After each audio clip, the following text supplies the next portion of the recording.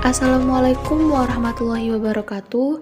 Perkenalkan, nama saya Intan Nadilah dari kelas A, Prodi Pendidikan Matematika.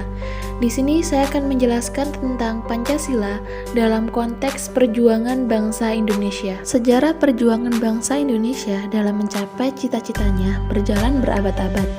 Terdapat beberapa peristiwa yang ada hubungannya dengan nilai-nilai perumusan Pancasila. Berdirinya negara Indonesia ini tidak dapat dipisahkan dengan kerajaan-kerajaan lama yang merupakan warisan nenek moyang bangsa Indonesia. Negara kebangsaan Indonesia terbentuk melalui beberapa tahap. Secara etimologis, Pancasila berasal dari bahasa Sanskerta. Pancasila dalam bahasa Sanskerta memiliki dua macam arti. Yang pertama ada panca, artinya itu 5. Kemudian sila dengan vokal I pendek yang artinya batu sendi, alas atau dasar.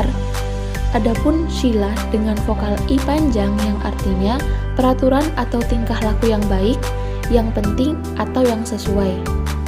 Dalam bahasa Indonesia diartikan susila, memiliki hubungan dengan moralitas. Pancasila dengan vokal I pendek itu artinya berbatu sendi 5 atau dasar yang memiliki 5 unsur. Sedangkan Pancasila dengan vokal I panjang itu artinya 5 aturan tingkah laku yang penting.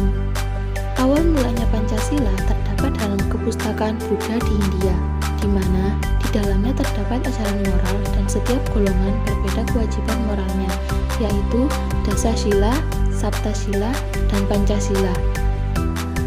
Pancasila berisi 5 larangan, yaitu yang pertama, Panatida Veramani Sikapadam Samadhyani, yang artinya larangan mencabut nyawa makhluk hidup.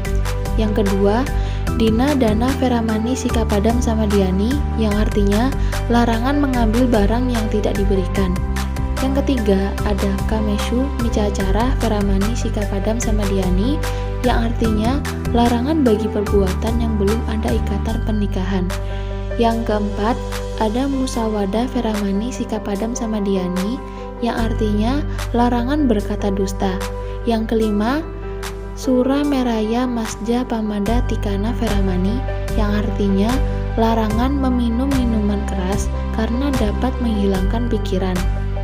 Kebudayaan India ke Indonesia melalui penyebaran agama Hindu dan Buddha.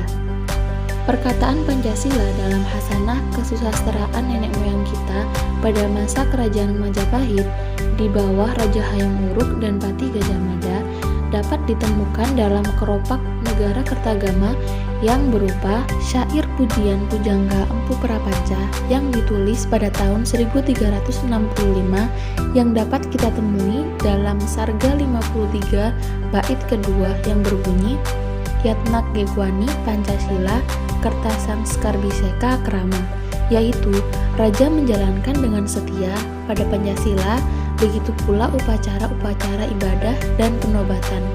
Setelah Majapahit runtuh dan agama Islam mulai menyebar ke seluruh Nusantara, pada saat itu sisa-sisa ajaran moral tersebut masih dikenal dalam budaya Jawa, yaitu 5 hal yang dilarang yang berkaitan dengan moral. Yang pertama ada mateni, yang artinya itu membunuh. Yang kedua ada maling, yang artinya itu mencuri. Yang ketiga ada madon, yang artinya itu berzina. Yang keempat ada mabuk, yang artinya itu meminum minuman keras atau menghisap candu.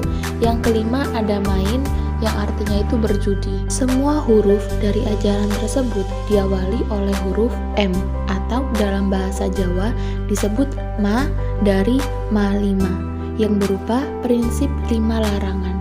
Nilai-nilai Pancasila telah ada pada bangsa Indonesia sejak zaman dulu kala, sebelum bangsa Indonesia mendirikan negara. Proses terbentuknya negara Indonesia melalui proses sejarah yang cukup panjang, yaitu sejak zaman batu hingga munculnya kerajaan-kerajaan pada abad keempat sampai pada zaman merebut kemerdekaan Republik Indonesia. Zaman-zaman merebut kemerdekaan Republik Indonesia yaitu yang pertama ada zaman Kutai. Pada zaman ini, masyarakat Kutai yang memulai zaman sejarah Indonesia pertama kalinya ini menampilkan nilai-nilai sosial politik dan ketuhanan. Yang kedua ada zaman Sriwijaya.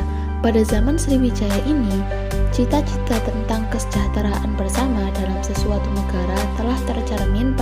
kerajaan Sriwijaya yang berbunyi yaitu Marfuat Vanua Sriwijaya Sidayara Subika, yang artinya suatu cita-cita negara yang adil dan makmur.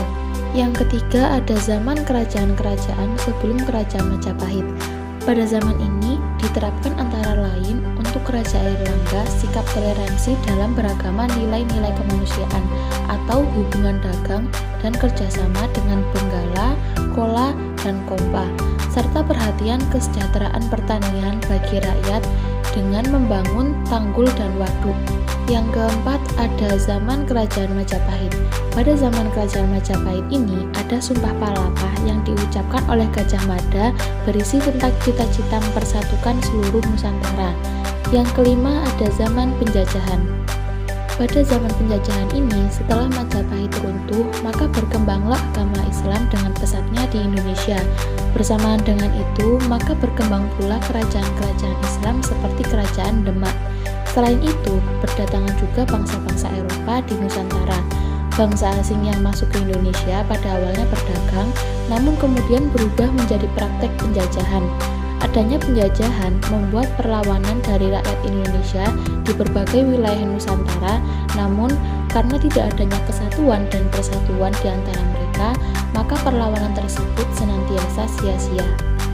Yang keenam ada zaman merebut kemerdekaan.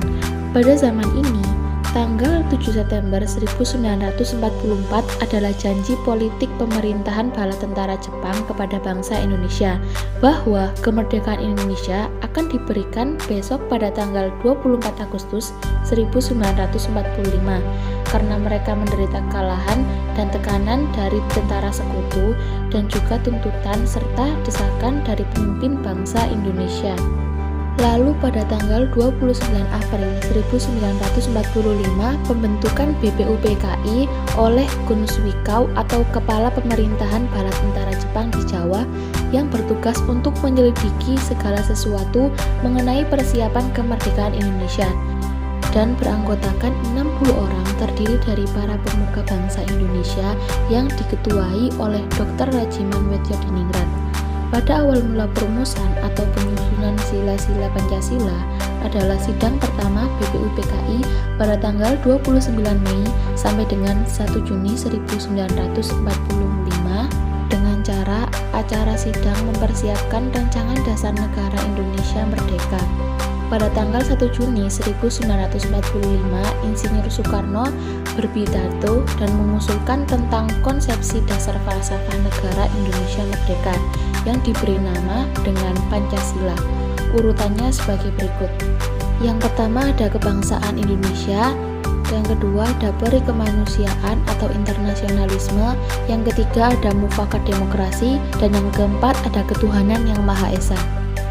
Lalu mengacu pada rumusan Piagam Jakarta 22 Juni 1945 setelah melalui rapat dan diskusi, maka telah disepakati berdasarkan sejarah perumusan dan pengesahannya yang sah dan resmi menurut yuridis menjadi dasar negara Indonesia adalah Pancasila seperti tercantum di dalam pembukaan Undang-Undang Dasar 1945. Jadi 18 Agustus 1945 sampai 1 Juni 1945 merupakan proses menuju pengesahannya. Sejarah perjuangan bangsa Indonesia.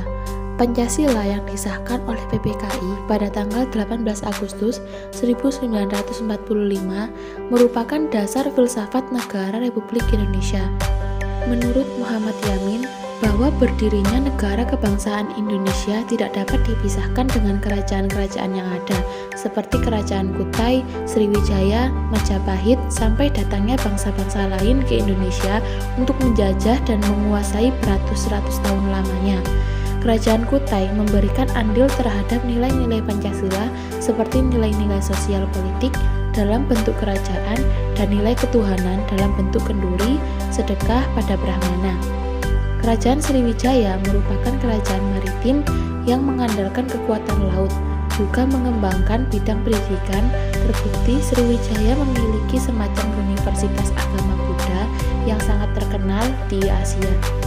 Masa kejayaan Kerajaan Majapahit pada waktu Rajanya Hayam Wuruk Garut dan patinya Gajah Mada, hidup dan berkembang dua agama yaitu Hindu dan Buddha. Majapahit melahirkan beberapa empu seperti Empu Prapanca yang menulis buku Negara Kertagama tahun 1365 yang di dalamnya terdapat istilah Pancasila. Sedangkan Empu Tantular mengarang buku Sutasoma yang di dalamnya tercantum Seloka Persatuan Nasional Bhinneka Tunggal Ika yang artinya walaupun berbeda namun tetap satu jua.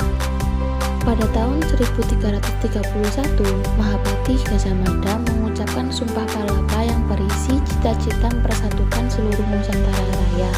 Dengan berjalannya waktu, Majapahit runtuh pada permulaan abad 16 dengan masuk dan berkembangnya agama Islam. Setelah itu, mulai berdatangan bangsa Eropa seperti Portugis, Spanyol untuk mencari rempah-rempah. Pada akhir abad 16, Belanda datang ke Indonesia dengan membawa bendera VOC atau Perkumpulan Dagang. Sekian penjelasan dari saya, kurang lebihnya mohon maaf. Wassalamualaikum warahmatullahi wabarakatuh.